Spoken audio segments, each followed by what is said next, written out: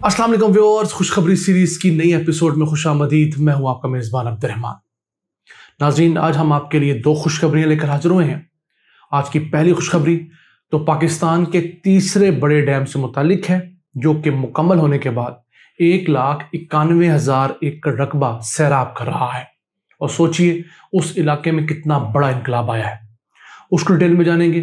जबकि एक दूसरे डैम की बात करेंगे जो इंशाल्लाह अगले साल नवंबर सन 2022 तक मुकम्मल होने जा रहा है, और उससे भी इतना ही रकबा जो है वो सैराब होगा। पहले चलते हैं साउथ वजीरिस्तान, जो केपी का हिस्सा है। वहां पर एक डैम शुरू हुआ सन 1963 में। 1965 में जंग लग गई, उसके बाद हम इस डैम को भूल गए। 38 साल बाद सन 2002 के अंदर परवेज मुशर्रफ दौर में दोबारा इस डैम पे काम शुरू हुआ, और फिर सन 2012 में ये मुकम्मल हुआ। जरदारी दौर में 2013 में इफ्तिताह किया गया। डैम के बनने के बाद उससे अहम काम यह होता है, एक तो आप बिजली लेते हैं, फिर आप आगे नहरें बनाते हैं, और नहरों से आगे जो गैर हमवार ज़मीन है, चटियल मैदान है, उनको बराबर करके फसलात उगाने के लिए खेत बनाते हैं। अब ये डैम तो सन 2013 में बन गया, लेकिन इस डैम के लिए आगे जो नहरें बननी थी और आगे जो एरिया जिसको कमांड एरिया कहते हैं, जहां पर जाके इसने पानी सैराब करना था, वो तैयार ही नहीं हुआ। अब इस डैम का एज सच सिवाय थोड़ी बहुत बिजली पैदा करने का काम नहीं रहा। ये डैम वैसे जो है 17.5 मेगावाट बिजली पैदा करता है। उस इलाके के लिए तकरीबन कुछ 10,000 घरों के लिए बिजली काफ़ी है, क्योंकि उन इलाकों में उस तरह बिजली की डिमांड नहीं है, शहरों के अंदर है। तो फिर आहिस्ता आहिस्ता वक्त गुजरता गया, और अब ये खबर आई है कि मौजूदा हुकूमत ने कोशिश करने के बाद इस डैम के जरिए 1,91,000 एकड़ को प्रॉपरली लैंड लेवलिंग करके नहरें खाले पहुंचाकर 450 किलोमीटर के पानी मुहैया करवा दिया है। अब वहां पर फसलें उग रही हैं। जिन इलाकों में पहले पीने का पानी नहीं था, अब वहां पर लोग मवेशी पाल रहे हैं। बाकायदा हमारे आम देहात की तरह अब वहां पर काश्तकारी हो रही है, और वहां पर एक बहुत बड़ा इनकलाब है। इस गोमलजाम डैम में पानी महफूज करने की जो सलाहियत है वो 11 लाख एकड़ फिट है, और ये मंगला तरबेला के बाद तीसरा बड़ा पानी जखीरा करने वाला डैम है। अब इस डैम के ऊपर पूरे के ऊपर और इसकी तमाम नहरों पे 45 अरब रुपए लागत आई है, और ये पैसे कितने अरसे में पूरे हो जाएंगे? सिर्फ 2 साल में। इन 1,91,000 एकड़ से जो 2 साल की प्रोड्यूस है वो 45 अरब रुपए की होगी। देखिए डैम्स के अंदर इन्वेस्टमेंट कितनी जल्दी वापस आ जाती है, जिसको रेट ऑफ रिटर्न कहते हैं, रिटर्न ऑफ इन्वेस्टमेंट कहते हैं, कि सिर्फ 2 साल के अंदर इन डैम्स के ऊपर में जितनी लागत लगाई होगी उस इलाके के अंदर उतनी प्रोड्यूस पैदा होगी। उस इलाके के अंदर जिन 1,91,000 एकड़ के ऊपर लोग आबाद हुए हैं, नए देहात आबाद हुए हैं, नई बस्तियां आबाद हुई हैं, नई जॉब्स क्रिएट हुई हैं। जब गांव नए बसाए गए हैं, चूंकि पहले गांव थे नहीं, अब गांव बसाए गए हैं, नई दुकानें खुली हैं, नई ट्रांसपोर्ट के लिए रास्ते खुले हैं, रोड्स खुली हैं, तो किस कदर बड़ा इनकलाब उस इलाके में आया। अब इस इलाके में साउथ वजीरिस्तान और इसके साथ साथ जो डेरा इस्माइल खान डिवीजन है, वहां पर 5 डैम साइट्स बताई गई थी, उनमें से सिर्फ एक पर डैम बना है। अभी 4 डैम साइट्स ऐसी हैं जिनके ऊपर डैम्स बनना बाकी हैं। अगर हम उन 4 साइट्स के ऊपर भी डैम बना लेते हैं तो मजीद 1,22,000 एकड़ रकबा जो है उसको काबिल काश्त बनाया जा सकता है। हम गाहे बगाहे आपको बताते रहते हैं कि पाकिस्तान के पास करोड़ एकड़ रकबा जो काबिल काश्त है, लेकिन पानी ना होने की वजह से वो काश्त नहीं किया जा रहा, या वहां पर एक बारानी सिस्टम चल रहा है। तो इन तरीकों से छोटे छोटे मीडियम डैम के जरिए हम लोग उन रकबों को काबिल काश्त बना सकते हैं, अपने यहाँ महंगाई और गुर्बत को कम कर सकते हैं। अब सिर्फ डेरा इस्माइल खान डिवीजन जो है उसके अंदर टोटल काबिल काश्त रकबा 29 लाख एकड़ है। उसमें से आज तक सिर्फ हम 9 लाख एकड़ रकबा जेर काश्त ला सकें। अभी भी 20 लाख एकड़ रकबा ऐसा है जो काबिल काश्त है, उसको सिर्फ पानी मुहैया कर दिया जाए तो ये 20 लाख एकड़ रकबा ना सिर्फ खैबर पख्तूनख्वा बल्कि पूरे पाकिस्तान के लिए एक फूड बास्केट साबित हो सकता है।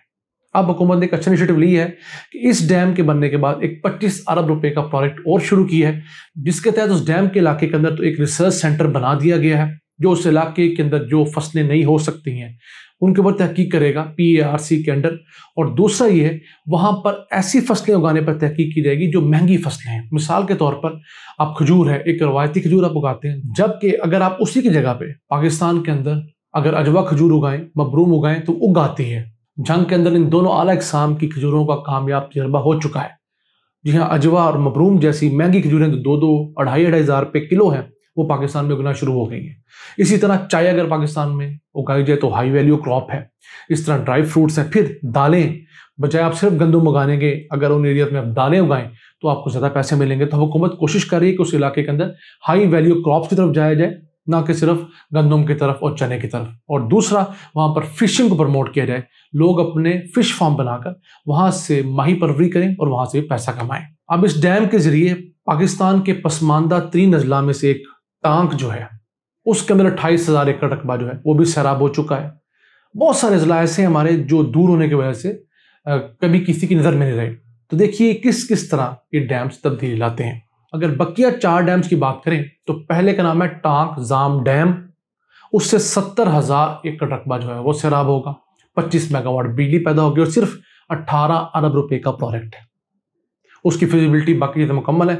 उम्मीद है कि अगले साल उस पर काम का आगाज होगा। हुकूमत कोशिश है उसको सी पैक के अंदर शामिल करवाया जाए। दूसरा डैम जो है दाराबंद जाम डैम, ये 15,345 एकड़ रकबा जो है उसको काबिल काश्त बनाएगा और थोड़ी सी बिजली पैदा करेगा 75 किलोवाट की। तीसरे नंबर पे आता है चौदवान जाम डैम। ये 17,376 एकड़ रकबा जो है जो इस वक्त बंजर है उसको काबिल काश्त बनाएगा। और चौथे नंबर पर है शेख हैदर जाम डैम जो 29,379 एकड़ रकबा जो है उसको काबिल काश्त बनाएगा। तो जिन इलाकों के अंदर ये 1,22,000 एकड़ मजमूई तौर पर इन 4 डैम्स की वजह से काबिल काश्त बन जाएगा, तो अब ज्यूम कीजिए वहां पर तकरीबन 50,000 घराने जो हैं वो गुर्बत की लकीर से ऊपर उठ जाएंगे।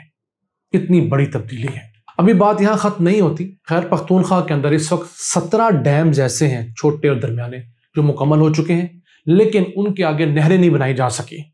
हमारी KP के अंदर जो साबिक PTI हुकूमत थी उसकी भी नाअहली है, उससे पहले हुकूमतों की भी नाअहली है। तो अब हुकूमत ने ये कोशिश करना शुरू की है कि उन 17 के 17 डैम्स से नहरें निकाल कर प्रॉपर आगे ज़मीनें लैंड लेवलिंग करने के बाद लोगों को तकसीम की जाए। अगर उनकी मलकियत है तो उन्हीं की ज़मीन लैंड लेवलिंग के बाद आबाद की जाए। और उससे भी उम्मीद है तकरीबन 1 लाख एकड़ रकबा जो है अगले 2 साल के अंदर खैबर पख्तूनख्वा के अंदर वो काबिल काश्त हो जाएगा। तो नाज़रीन, एक ऐसा डैम भी है जो अगले साल नवंबर सन 2022 में मुकम्मल होने जा रहा है। वो भी दरमियाने दर्जे का डैम होगा। पाकिस्तान का तीसरा बड़ा डैम वो बन जाएगा। ये पानी महफूज करने की सलाहियत के हिसाब से बात कर रहा हूँ। सबसे बड़ा डैम जो पानी महफूज करने के अंदर वो मंगला डैम है, दूसरे नंबर पर तरबेला डैम है और तीसरे नंबर पर ये गोमलजाम डैम है। जबकि अगर बिजली की पैदावार में देखें तो सबसे बड़ा तरबेला डैम है, दूसरे नंबर पर गाजी ब्रोथा हाइड्रो पावर प्रोजेक्ट है, तीसरे नंबर के ऊपर मंगला डैम आता है। तो अब जो डैम अगले साल इस तीसरी स्पॉट को विन करेगा वो है हमारा कुरमतंगी डैम, जो कि 12 लाख एकड़ फीट पानी महफूज करेगा और उसके जरिए 84,830 एकड़ रकबा जो है जो बंजर है इस वक्त वो ज़ेरे काश्त आएगा। और इसके साथ साथ वो 2,78,000 एकड़ मजीद रकबे को पानी मुहैया करेगा। उस डैम के ऊपर हम फिर किस दिन डिस्कस करेंगे। लेकिन आज के लिए इतना ही। अपने रब से दुआ गो रहिए कि वो पाकिस्तान के अंदर इस तरह के प्रोजेक्ट्स को जल्द अज जल्द मुकम्मल करवाए, क्योंकि ये प्रोजेक्ट जिन इलाकों के अंदर मुकम्मल हो जाते हैं उनमें वाकई इनकलाब आ जाता है। और इसी तरह आहिस्ता आहिस्ता तमाम प्रोजेक्ट पूरे मुल्क के अंदर एक खामोश इनकलाब लेकर आएंगे। इन अल्फाज के साथ अपने मेज़बान अब्दुर्रहमान को इजाज़त दीजिए। अल्लाह निगहबान।